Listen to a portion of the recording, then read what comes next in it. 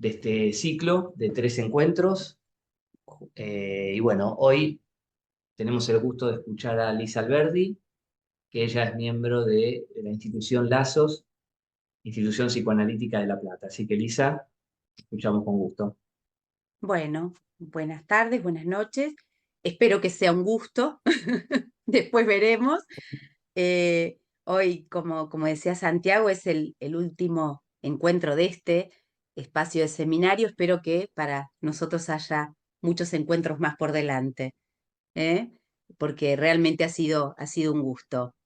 Bueno, no quiero dejar de hacer público mi agradecimiento a Santiago, ¿sí? Por su generosidad en esta invitación. Este es un espacio que Santiago lleva año a año adelante acá en Centro 2 y como decía recién, tiene la generosidad siempre de invitar a algunos colegas a, bueno, a tomar la palabra y a que lo acompañen en este espacio de formación. Así que gracias Santiago, gracias Fabián también por el trabajo compartido y a todos los que están acá, ¿sí?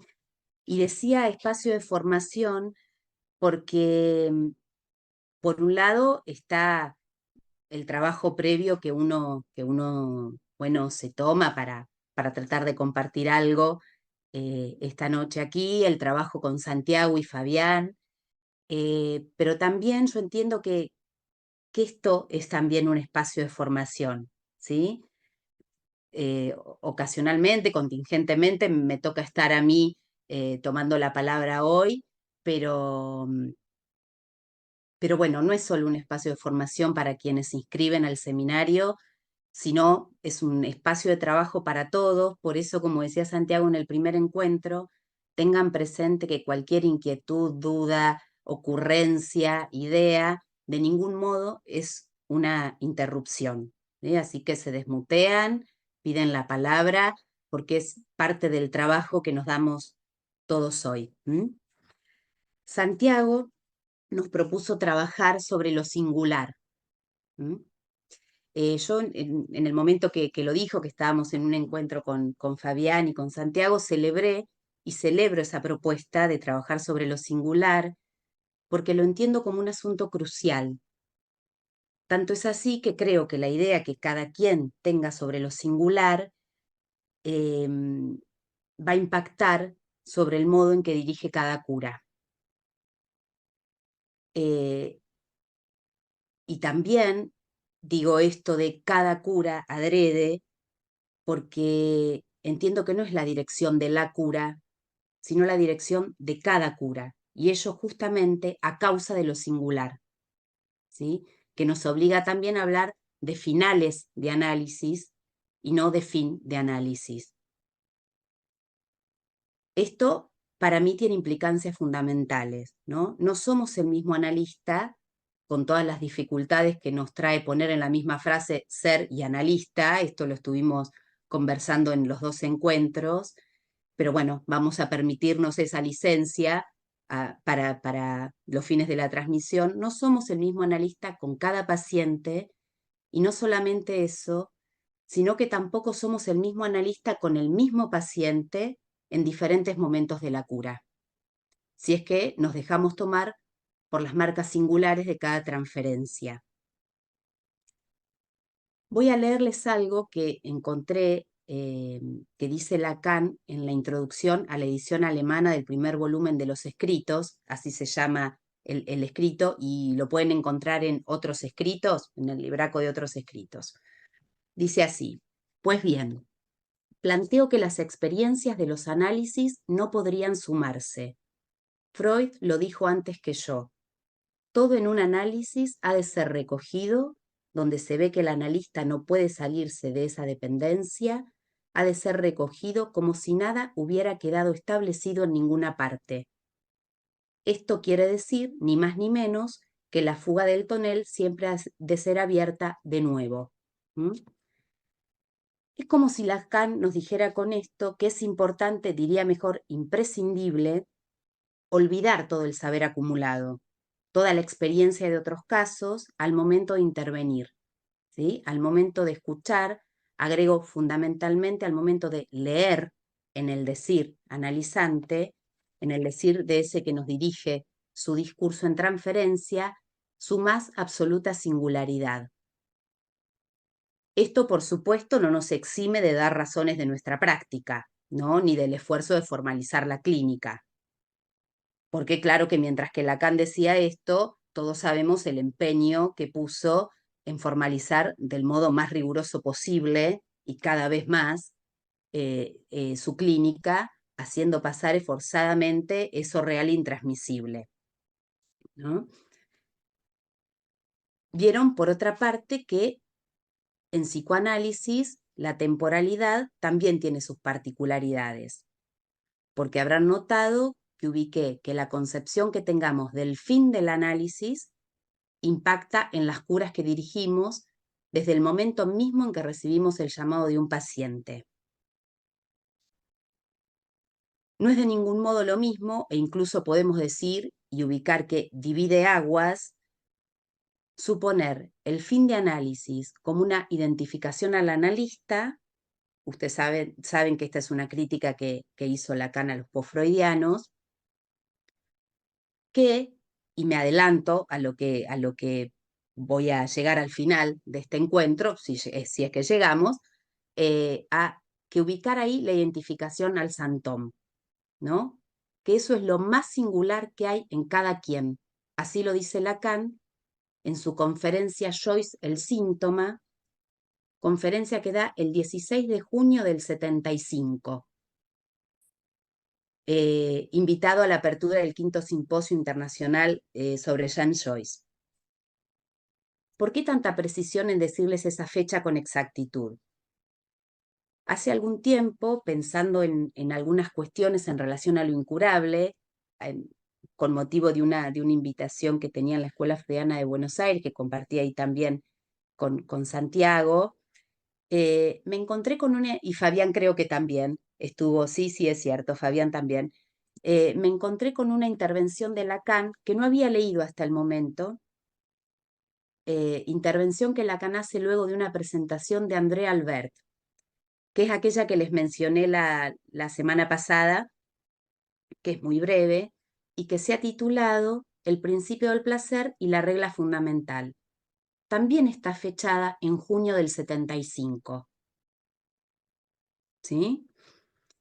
No pude hallar el día exacto de cuándo cuándo es esta intervención, cuál de las dos transcurrió primero en ese mes, pero sí podemos saber que al momento de esa intervención, Lacan está claramente atravesado por su esfuerzo de pensar una clínica nodal y particularmente afectado por el encuentro con Joyce, ¿no? Que implica una torsión entre lo que tenía proyectado trabajar al final de su seminario 22, ¿no? Termina el seminario 22, termina en mayo del 75, y lo que termina trabajando en su seminario 23, el Sintón, que comienza en noviembre del 75. En el medio está la conferencia Joyce el síntoma y está esta intervención después de la exposición de André Albert, que no la encontré, no la pude, si alguno la tiene, la encontró, bueno, y me la facilita porque no la pude encontrar, voy a seguir rastreándola. Ahora que estoy diciéndolo, se me ocurre que Carlos, ¿vos la tenés? Yo tengo esta, Solo vale la pena sudar por lo singular, la publicó, la publicó recientemente la revista Lacaniana de Psicoanálisis. Ah, Eh, que Está esa es la publicada. La publica, exposición de André Albert. no, la intervención de Lacan a continuación. Ah, no, la intervención de Lacan sí la tengo. Ah, esa, Lo que ¿cuál no decís la de? tengo Sí. es a qué responde la intervención de Lacan. La La de exposición de Andrea Albert. André Albert, esa es la que no logré encontrar. La, Hay que preguntarle a Carlos, por ahí Carlos eso, Carlos tal vez sí, la tenga. sí. Parece, ¿no?, que ahí hizo una exposición muy interesante sobre la regla fundamental. Luego de esa exposición que Lacan elogia, creo por el tono, sin ironía, pero con Lacan nunca se sabe, ¿no? Creo que elogia sin ironía, releva la idea de que la regla fundamental, lo voy a decir yo de este modo, no es que está así ahí, hace oposición al principio del placer. Ya saben ustedes desde Freud que la regla fundamental implica dejarse hablar sin miramientos yoicos, podríamos decir, ¿no? Dejarse tomar por la palabra. El principio del placer, que busca, y esto está ahí en el texto, temperar, amortiguar la estimulación, así lo dice, se aferra a la norma fálica, se aferra al sentido común, porque juega con la significación convencional. En cambio, la regla fundamental tiende a desarreglar el principio del placer, a conmoverlo, a romper esa homeostasis adormecedora del discurso cuando se rige por el principio del placer. Confiamos en que si la regla fundamental se cumple, que siempre genera resistencia, y esto todos lo hemos experimentado, seguramente como analizantes y como analistas, en algún momento ese equilibrio del discurso corriente se va a romper. En algún momento va a haber un desarreglo del principio del placer. Entonces, la confianza que tenemos es que si se habla bajo la égida de la regla fundamental, el principio del placer se perturbará, se romperá sorpresivamente. Les leo un fragmentito de esta intervención que les hacía mención de Lacan, y que es un poco la que va a regir lo que preparé para hoy. La regla fundamental no es otra cosa que hacerle observar a quien viene a pedirles ayuda, dice ahí Lacan, que hay que sudar un poquito para hacer algo juntos, que la cosa no va a andar si de algún modo no se llega hasta lo que displace, no al analista, sino que displace profundamente a cualquiera, hacer un esfuerzo. Dos cuestiones. Por un lado, analizarse es trabajoso. Recordarán que Lacan dice en el seminario 22, creo que lo dice ahí, que el análisis se trata de un sesgo práctico para sentirse mejor, ¿no? Sesgo práctico, en tanto, es una praxis. Una vez leí que Feinsilber decía una práctica teorizada. Me gustó mucho esa expresión, ¿no? Una práctica priorizada. Lo que comanda es la práctica. Y Freud hablaba del pasaje de la miseria neurótica al infortunio corriente. Ahora, eso no es sin trabajo. Todos los que estamos aquí lo sabemos, y también sabemos que el horizonte no es ni el bien ni la felicidad. No tenemos en eso demasiada prensa para andar publicitando, ¿no? Lo digo por las promesas de estos tiempos que conversábamos en los encuentros anteriores, ¿no? Que justamente van a contrapelo de la propuesta del psicoanálisis. Ahora, vivir mejor ante el infortunio corriente y abandonar la miseria neurótica no es poca cosa en los efectos que puede tener en una vida, ¿sí? Eso también lo sabemos los que estamos acá. Pero el psicoanálisis no está lleno de eslogan ilusoriamente prometedores como si otras prácticas. Ahora, eso no invalida que sepamos que la vida puede cambiar sustancialmente para alguien, ya que tampoco el camino que conduce al análisis es el de la desesperanza melancólica, ¿sí? Y esto lo digo a propósito de, bueno, algunas lecturas de algunos analistas, ¿no? Que orientan, bueno, el final del análisis a lo que parecería ser una desesperanza melancólica. No acuerdo para nada, creo todo lo contrario, ¿no? Que vivifica sin desconocer, bueno, esto que decía recién, que el horizonte no es el bien ni la felicidad, ¿no? Bien, por otra parte quiero resaltar esta aclaración que hace Lacan donde dice, ¿no? Aquello que displace no al analista, sino profundamente a cualquiera, ¿no? Me parece que aquí nos está recordando, en ese cualquiera, que estamos hechos de la misma estofa que nuestros analizantes y que ello puede operar como resistencia. Que la tendencia inercial del discurso es hacerse eco del principio del placer. Y se trata de forzar entonces que se sostenga la regla fundamental, en oposición a esa inercia, para torcer esa inercia.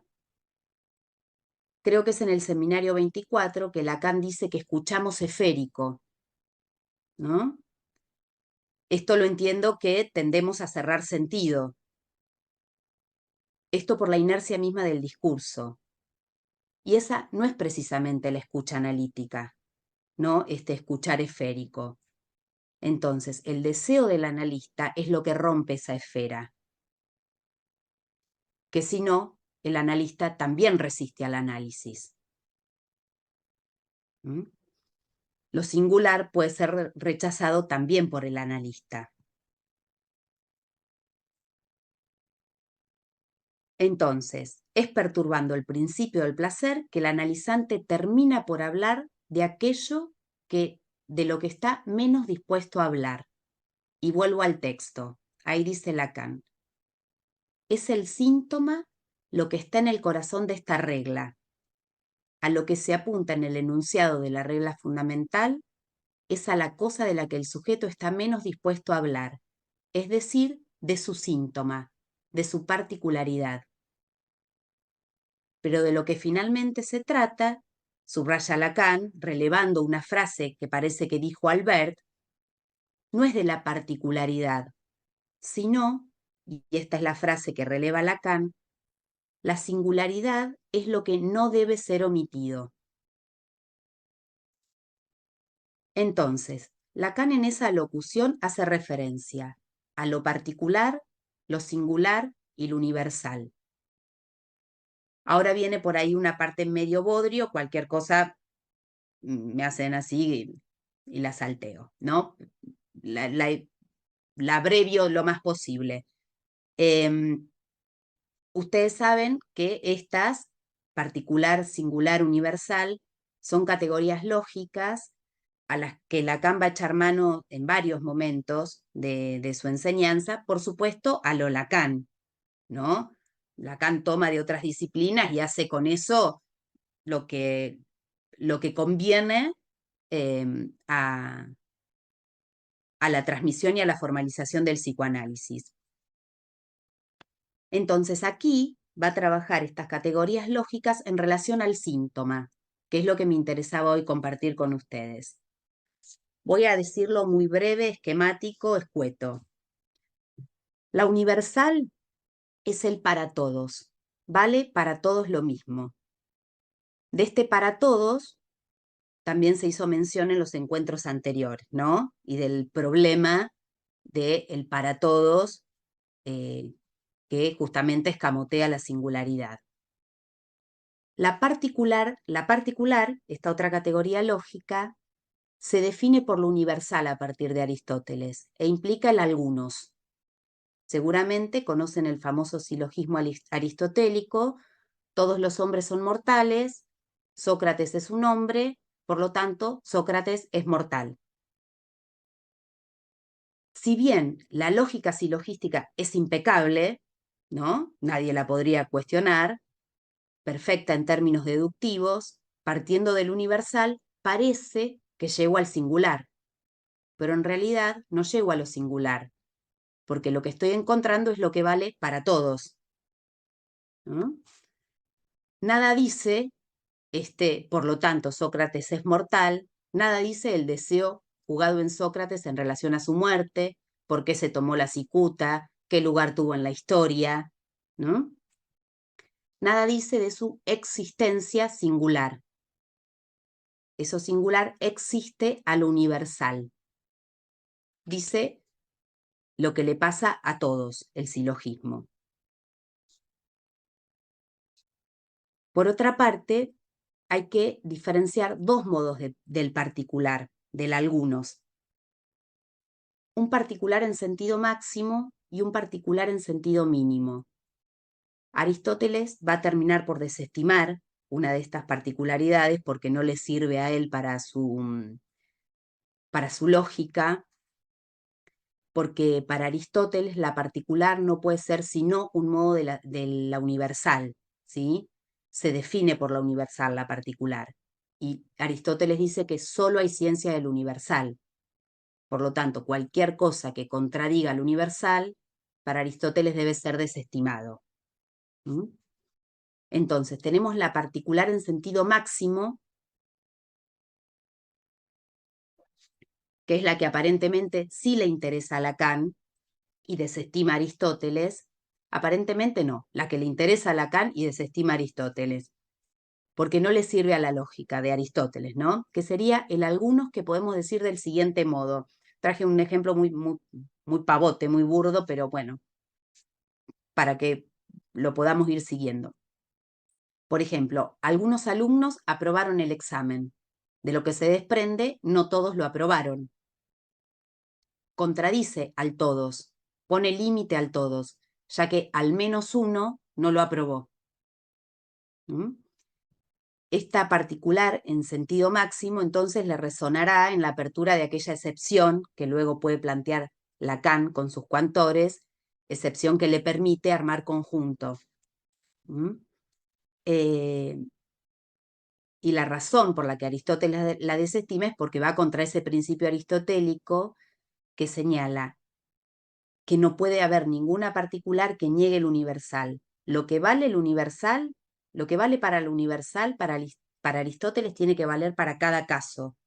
Y lo que vale para cada caso debe ser universal. ¿Sí? Esta máxima, esta particular máxima, no entra en esa lógica. Y después está la particular en sentido mínimo, que es aquella del silogismo, ¿sí? Aquella de la lógica clásica que implica un algunos como caso particular del todos, que no lo contradice, ¿no? Entonces, que Sócrates es mortal no dice nada sobre el resto, ni que lo son ni que no lo son.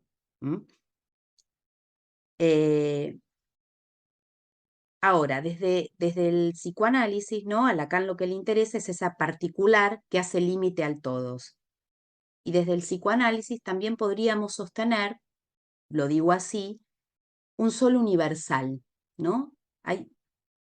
O así lo entiendo, podemos decir que hay un solo universal como seres hablantes, que es el trumatismo del impacto de la palabra en lo que por ese impacto de la palabra luego devendrá cuerpo, ¿no?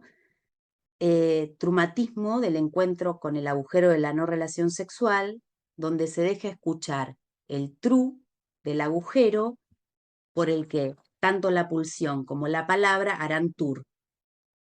¿Mm? Este trumatismo deja una marca, una huella, que deberá ser cifra en análisis y también deja un excedente de goce. Ante un menos, un más de goce que no entra en la cifra.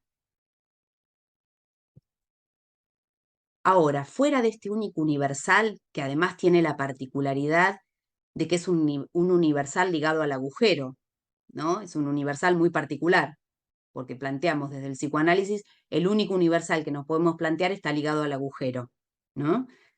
Lejos por fuera, digamos, de este universal, lo universal sustancializa, tiende al uno unificante, esencializa, y ya Santiago como Fabián habían hecho especial hincapié en no olvidar el agujero irreductible, ¿no? Que implica la falta en ser, que implica ese del trumatismo y que deja el psicoanálisis lejos de cualquier ontología. Si hay algo en lo que podemos leer a lo largo de toda la obra de Lacan, en lo que él se empeña, es en un límite del para todos del universal, ya que hay una fascinación y una inercia hacia el todo. Las propuestas que tanto auge y fascinación provocan es porque en el fondo prometen esa unificación, ese todo, ¿no?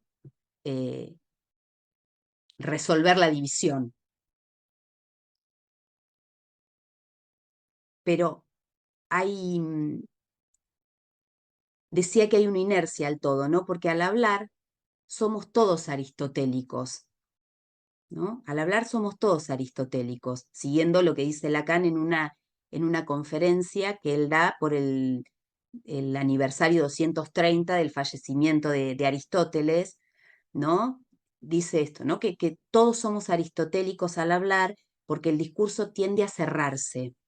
Intentamos hacernos comprender, buscamos el sentido compartido, creemos decir lo que estamos diciendo o lo que nuestra intencionalidad yoica cree decir, pero el psicoanálisis, volvemos a esto, tanto con su regla fundamental como con la operación analítica, ahí resiste, hace oposición a esa imantación y a esa atracción del paratodeo fálico.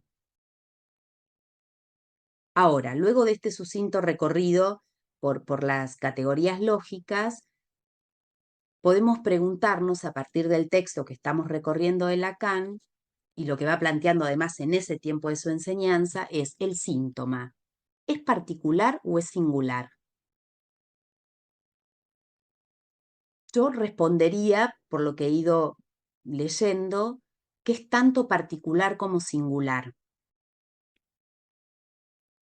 Pero recordaría esta frase que resaltamos recién de Lacan: por lo que vale la pena sudar es para aislar lo singular, ¿no?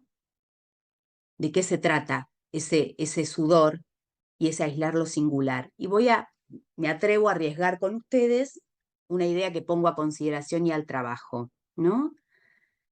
Será exudando al síntoma de lo particular que lo singular pueda ceñirse. Por definición, exudar es cuando una sustancia, y yo agrego a los fines de lo que estamos conversando, gozante, brota por las hendiduras, y yo agrego de la palabra, ¿no? Entonces, exudar es cuando una sustancia gozante brota por las hendiduras de la palabra. Repito la frase que dije anterior y que ponía a consideración. Será exudando al síntoma de lo particular que lo singular pueda ceñirse. Ese exceso que decía hace un momento, que deja ese trumatismo, eso que no entrará en la cifra, que excede a la palabra, pero que es engendrado por el impacto de la palabra, es lo que hay que aislar, ¿no? Es por lo que vale la pena sudar. Entonces, lo particular del síntoma nos permite, por un lado, un lenguaje común que nos posibilite algún intercambio, ¿no? Y un campo de saber, un corpus teórico. Por ejemplo, podemos hablar del hecho de que los síntomas histéricos están ligados a la conversión, eso es particular, implican lo común a otros síntomas que llamo de la misma manera, ¿no? Esto en el intercambio entre nosotros. Pero también entiendo que cuando se hace hablar al síntoma en análisis, hasta que alcance un decir, eso también remite a lo particular, ¿no? Así lo leo en lo que Lacan dice en esta locución, se los leo de Lacan: si no hubiera simbólico, es decir, esta especie de inyección de significantes en lo real, con lo cual estamos forzados a arreglárnoslas, no habría síntoma. Y el síntoma es la particularidad, es lo que nos hace a cada uno un signo diferente de la relación que tenemos en tanto seres hablantes con lo real, ¿no? Entonces ahí articulan el síntoma simbólico y real. Yo pondría uno a cuenta del particular, el otro a cuenta del singular. Ese trabajo que historiza el síntoma, que hace hablar al síntoma y que es muy importante en la práctica, no debe obstaculizar el trabajo de reducción de sentido del síntoma, para que el sujeto consienta lo más singular que hay en él, ¿no? Reitero, aquello por lo que vale la pena sudar. Aquello que queda excluido del significante, aunque producido por él, y que el bla, bla, bla, la maquinaria significante, el goce del sentido, intenta colmar y taponar. Esto también forma parte de la divisoria de aguas de la que les hablaba hoy, ¿no? ¿Cuál es el lugar que damos al síntoma en psicoanálisis? ¿Cuál es su estatuto y su función? En principio, si nosotros decimos que tiene una función, será necesario saber cuál es. Y por lo tanto, si es posible, como proponen otras prácticas, sí, que la dirección de la cura sea levantar los síntomas. Incluso nosotros podríamos ser más radicales y preguntarnos si desde el psicoanálisis es posible pensar un sujeto sin síntoma. Si para nosotros es posible pensar un sujeto sin síntoma. Entonces, ¿cuál es el tratamiento analítico del síntoma? Para nosotros es muy importante tener presente que el síntoma es suplencia, ¿no? Decíamos de la función, es suplencia. Es un arreglo del sujeto frente a lo fallido del anudamiento, a lo inevitablemente fallido del anudamiento.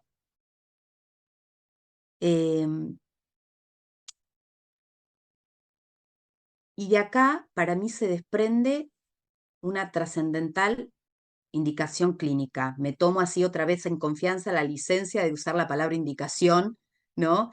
Que va a contrapelo de nuestro modo de decir, pero bueno, yo creo que esto tiene el valor de una indicación clínica, ¿no? Que es fundamental no ir a desmantelar rápidamente el síntoma, ya que el síntoma tiene una función en la estructura, nada menos que una función de anudamiento, ¿no? El síntoma es un recurso del sujeto que permitió hasta el momento sostener su anudamiento, sostener sus cuerdas juntas.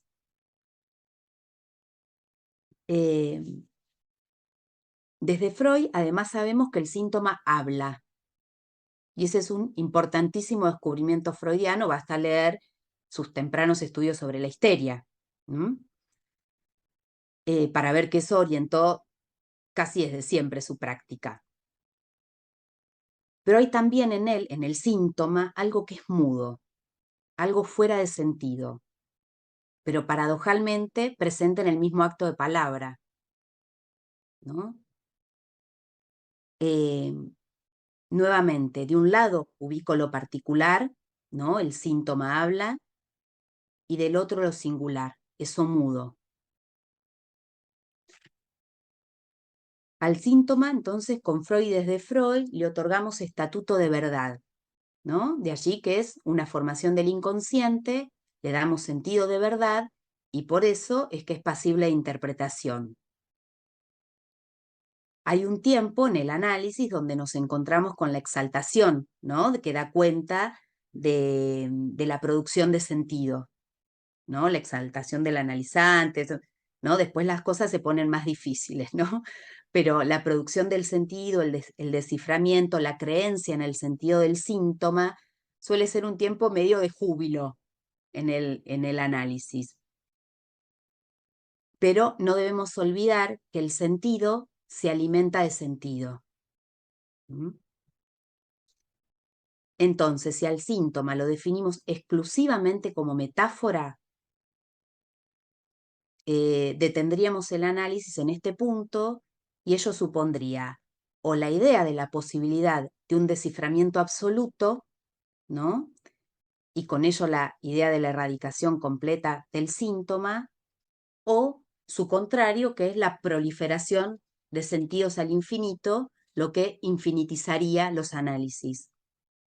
Que creo que es importante diferenciar esa infinitización de los análisis de lo incurable de cada análisis, ¿no? No es lo mismo lo que se infinitiza que lo incurable.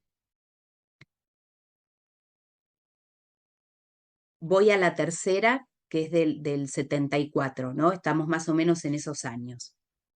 Dice ahí Lacan, llamamos síntoma a lo que viene de lo real.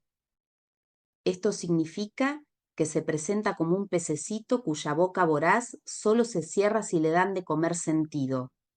Entonces, una de dos, o con eso prolifera o revienta.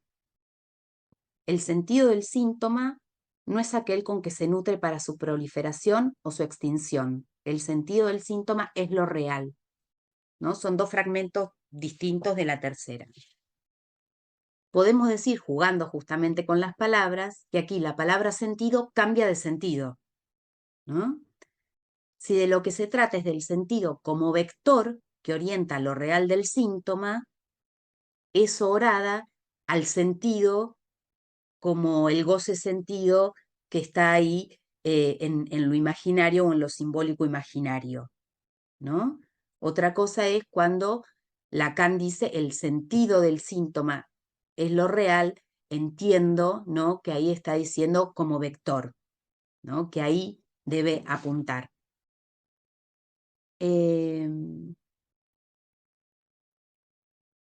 Voy a saltear algunas cosas.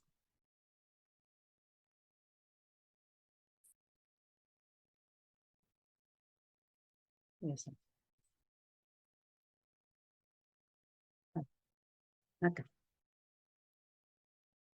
Entonces, vuelvo al texto de... Ah, no, esto.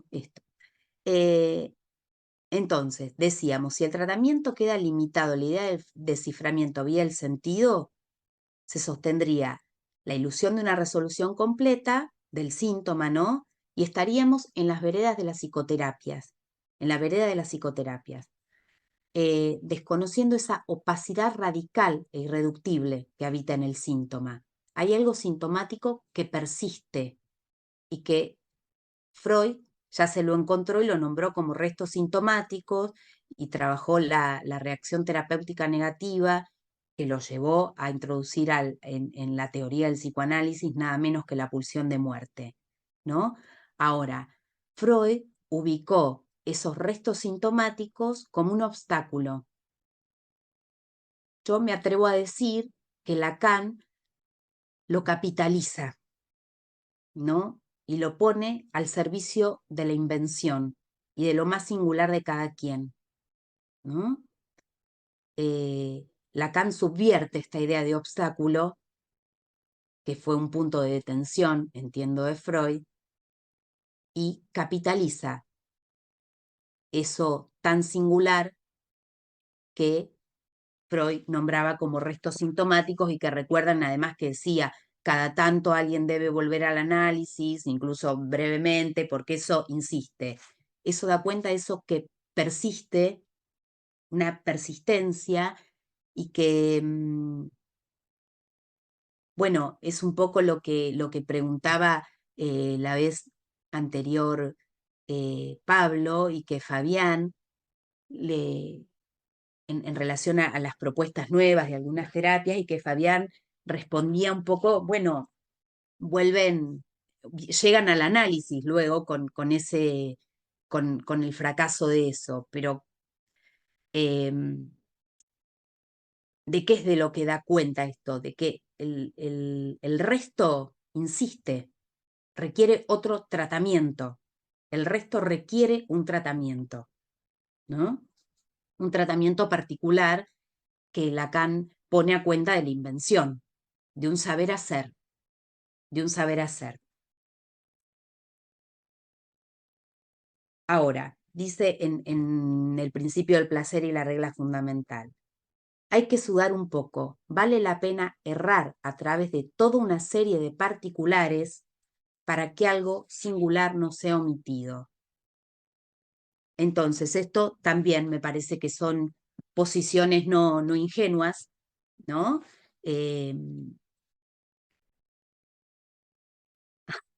Los de Neptuno. Cuando entra en órbita, veo, yo te pregunté qué pensabas en un paciente que te trae a Neptuno. Bueno, no sé qué pensaría sobre un paciente. Lo hago hablar sobre qué es para él Neptuno. ¿Qué me puede decir de eso? Lo pondría a hablar, porque ahora vale algo de esto, ¿no? No es sin esa errancia, ¿no? No es sin esa errancia, sin ese tiempo de pasaje por el desciframiento, de pasaje por el trabajo, significante, ¿no? Que esto se puede aislar.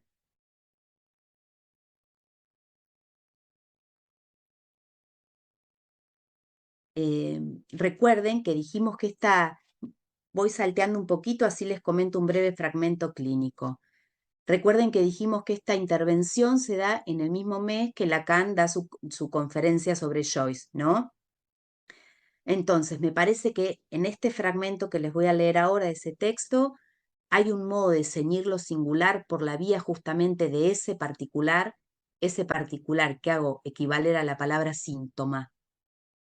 Me parece que ahí está ya atravesado, si bien todavía no lo formalizó, por la distinción entre síntoma y santoma.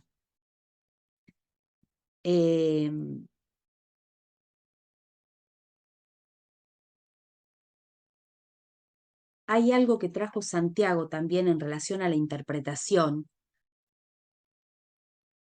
y que creo que tiene que ver con esto que estamos hablando, que es que Lacan va dando nuevas vueltas sobre la interpretación. Yo no creo que Lacan vaya desestimando lo que dice antes, sino que le va resultando insuficiente y dice cosas nuevas, ¿no? Que no desestima lo anterior de ninguna manera. Y Lacan en el seminario 24 va a hablar de la interpretación como efecto de sentido y efecto de agujero, ¿sí?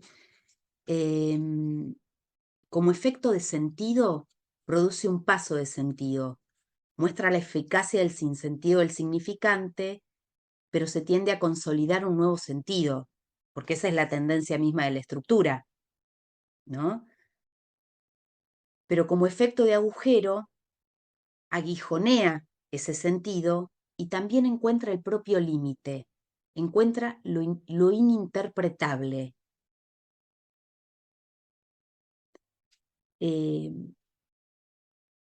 La palabra interpretativa no rellena de sentido, por el contrario, remarca el agujero de la inexistencia de la relación sexual. Y acá entonces tomo este significante resonancias que están en la convocatoria de estos encuentros, porque me parece que ahí Lacan hace un pasaje muy interesante entre la escucha del significante como productor de sentido y la lectura de lo fuera de sentido, ¿no? Donde lo que está en juego es la letra. La escucha, ¿no? Que es un término que nosotros usamos muy habitualmente, pero hay una precisión, ¿no? Que ahí empieza a establecer Lacan. La escucha refiere al sentido, y hay que tener en cuenta, como decíamos, que el sentido llama a nuevos encadenamientos de sentido, lo cual no hace más que engordarlo. Claro que de ninguna manera se trata de prescindir del sentido, ¿eh? La estructura es nodal, la estructura es RSI.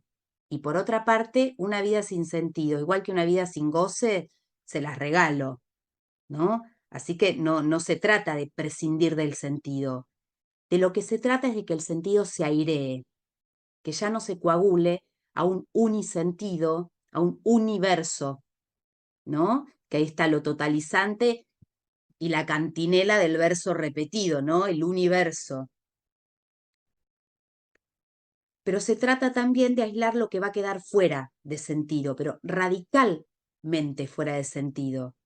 Porque con el trumatismo decíamos que había algo que entraba a la cifra, pero hay algo que no entra en la cifra, que es indialectizable, que es inasimilable, que es un goce opaco, donde opaco al sentido donde ya no hay más que descifrar, y que tiene que ver con la langue, con esas marcas de goce en el cuerpo, esas marcas indelebles que remiten a aquello que ya decía Freud, lo visto y lo oído, el impacto de lo visto y lo oído en el cuerpo por fuera del sentido.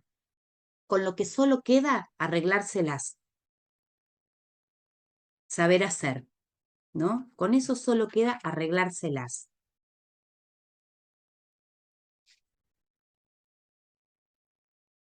Les leo un fragmento más del Insú y les comento brevemente que ahí si podemos apagar una vez que leo esto, si podemos apagar después la grabación para compartirles un breve fragmento clínico.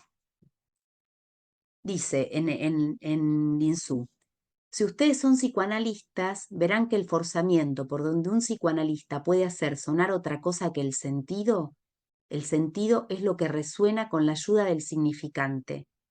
Por lo que resuena, eso no llega lejos, perdón, pero lo que resuena, eso no llega lejos, es más bien flojo. El sentido, eso tapona. Pero con la ayuda de lo que se llama la escritura poética, ustedes pueden tener la impresión de lo que podría ser la interpretación analítica, ¿no? Ahí Lacan está, está trabajando la inspiración poética de la interpretación. No que la interpretación es poesía, sino la inspiración poética de la interpretación. Lautaro, apagamos un momento la grabación.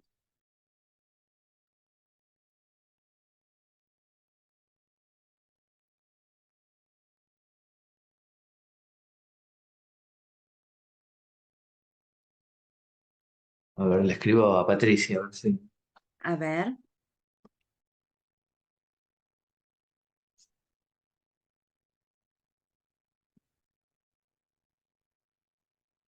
No sé si mientras alguien quiere decir algo, hacer un comentario mientras esperamos. ¡Ah, qué genial, Karina! Recién veo.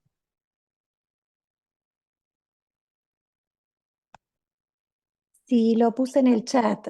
Lo encontré el otro Genial. día. No lo pude leer, pero lo encontré que está escaneado. De Ah, Screed, genial. Screed creo que se llama la plataforma, de ahí lo bajé. Es Albert. Sí, Ah, qué genial. Ahí ya me lo acabo de bajar. A ver, ahí está Eh, contestando. Isa, ¿podés volver a leer lo de la inspiración poética? Que justo tuve que enchufar la compu y Sí, la inspiración poética de la interpretación exactamente. lo dije yo, así. Ajá. Lo que leo Ah, bueno, es el fragmento, si querés sí, vuelvo a léelo, leer el dale. fragmento de Lacan. Sí. Dice, si ustedes son psicoanalistas, verán que es el forzamiento por donde un psicoanalista puede hacer sonar otra cosa que el sentido.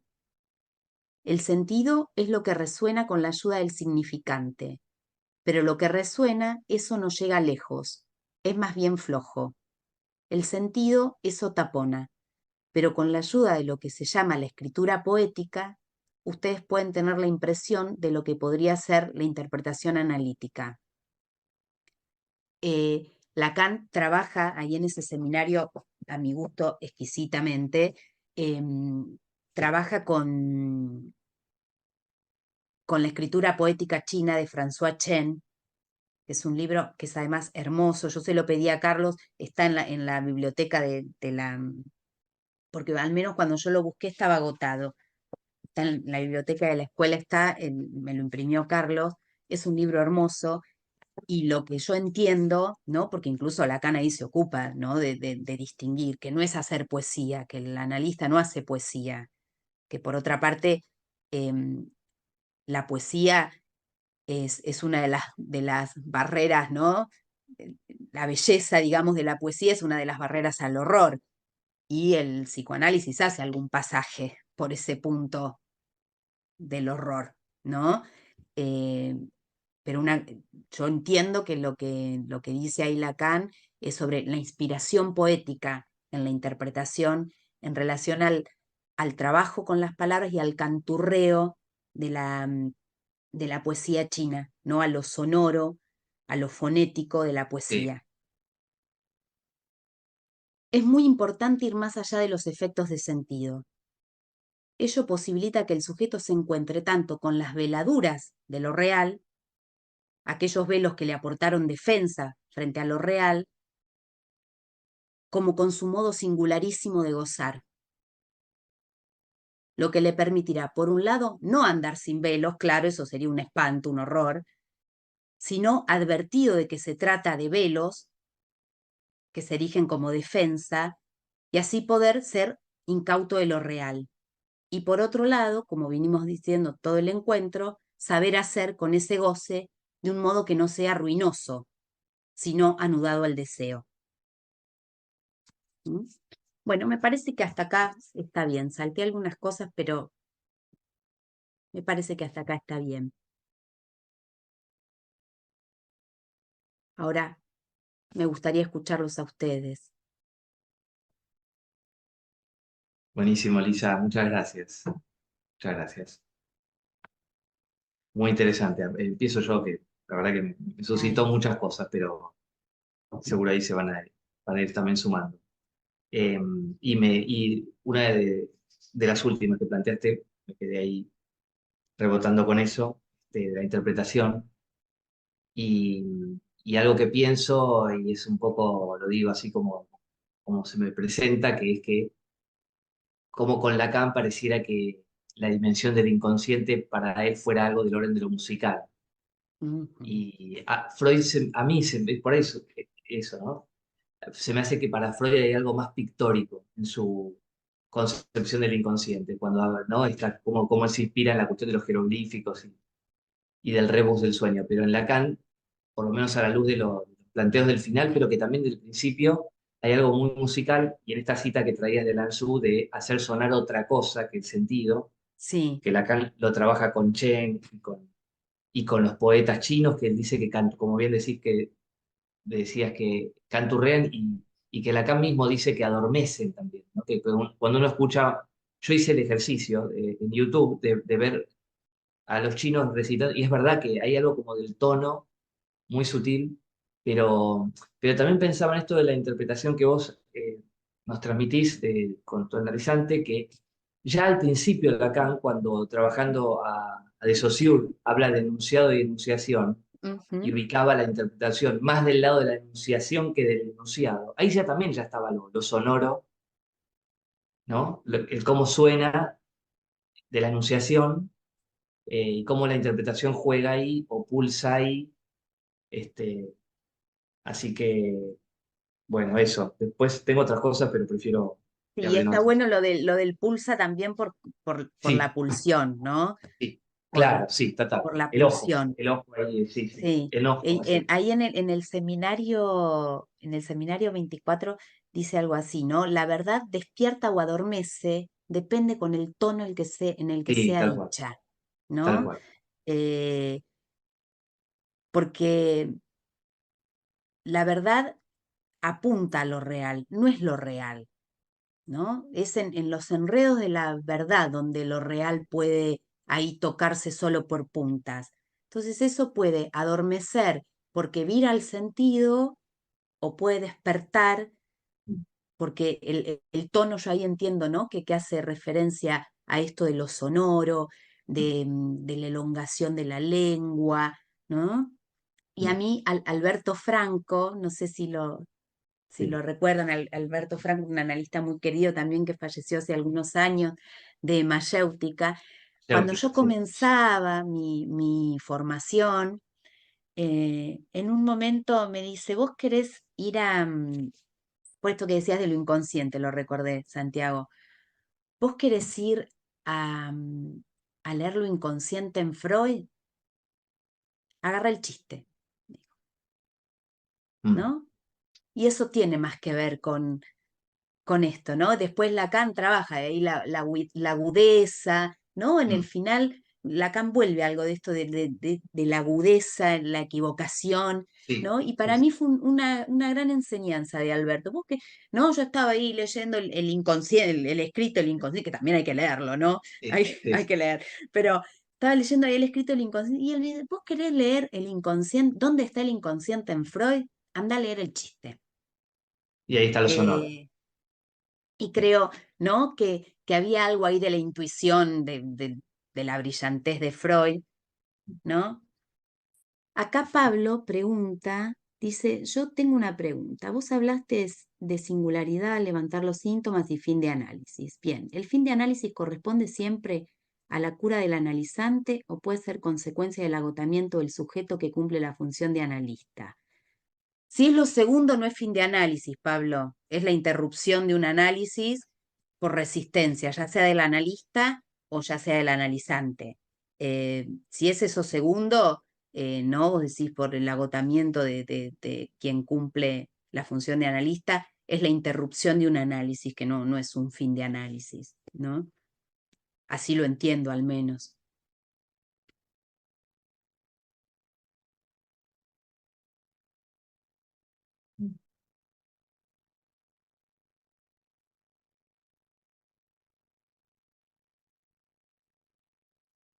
me resonó, perdón, pero también esto del agotamiento me resonó, ya que traías lo de sudar y de exudar.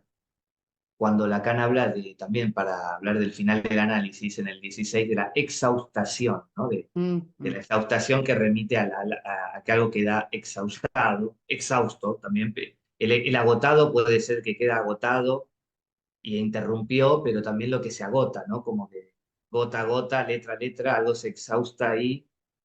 Ahí Sí, Lacan habla de la cientificación, ¿no? La exhaustación, pero que apunta al goce, ¿no? Digo, este, sí. nada, me resonó ahí también, este, Sí, y es para interesante porque a armarlo. lo que se llega es a un punto donde ya no hay más no hay más que descifrar, ¿no? Y aparece esto, bueno, es eso como un punto Esa de está, sí, fijación, arreglate con ¿no? eso. Sí, sí, sí. ¿No?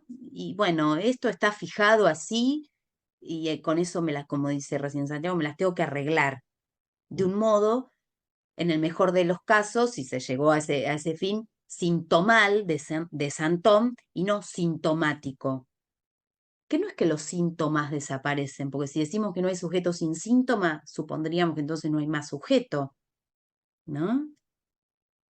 Pero cobra otra dinámica, porque el nudo tampoco es estático, el nudo es dinámico, el anudamiento. Sí, Diana, Sí, pensé en esa intervención donde estaba el ojo de la madre o la mirada de la madre, si no es una intervención apuntando al fantasma.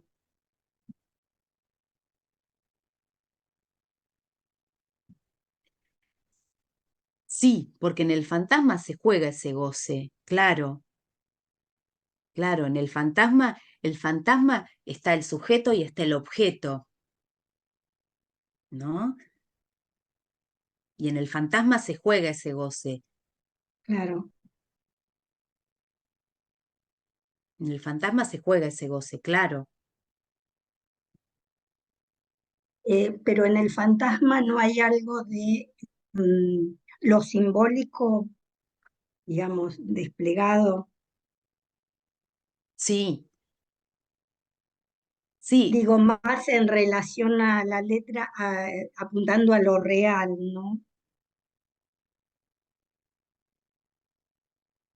A ver, ¿cómo decías, Diana? Diana, Diana, pensaba en perdón. relación a que hay algo del fantasma digamos que es una construcción que también que se apoya en lo simbólico. Sí, sí, Y la letra, justamente del fin de análisis, siempre a mí me interroga esto de la letra, esa letra que parece que no iría al significante, sino más a no. lo real. La letra permite hacer el borde de lo real, Sí. ¿no? Hace ese borde que circunscribe eso real. Sí, no, Mm. claramente no es el Claro, no es un final significante. de análisis, no es una interpretación de un final de análisis, o sea, No, no es, digamos, de un Claro, tiempo del final, que es más claro, ir de no, esta no es atravesamiento una del final. claro, interpretación, pero sí ahí juega, ¿no? Porque, a ver, eso exacto. precipita de un modo distinto al final del análisis, pero las vueltas de un análisis van Ujú, tocando eso real y van ujú, horadando, ¿no? Eh, en, en el fantasma eh, participan los tres registros, ¿no? Participan los sí, tres registros. sí. El fantasma es tapón de lo real, Mm, ¿no? Está eh, de estructura significante, hay una escena imaginaria jugada y que mm, comanda la vida de alguien, ¿no? Y que comanda la vida de alguien, ¿sí? La letra eh, es lo que hace borde a lo real, si no es el significante. La letra no se encadena. claro, El sí, sí, significante, claro, si sería bien uno como, después puede como, hablar, digamos, pero no puede, ujú, porque es, al menos sí, como yo lo entiendo, la estructura es borromeica. mm, O no, perdón, me corrijo, es nodal. No siempre es borromeica. La estructura es nodal. Entonces, el Están asunto es cómo se anudan los de registros. nuevo esos registros. Pero están, el Mm, sentido, no podríamos vivir por fuera del sentido. Incluso Lacan, ya al final incluso de su obra, dice, vivimos en lo imaginario. Vivimos en lo imaginario. Si no viviésemos en lo imaginario, cada uno acá estaría hablando como un loco. Yo no hubiese hecho el esfuerzo, no sé cuánto eso se pudo, pero de tratar de hacerme entender, ¿no? Vivimos en esas coordenadas. Ahora, lo real,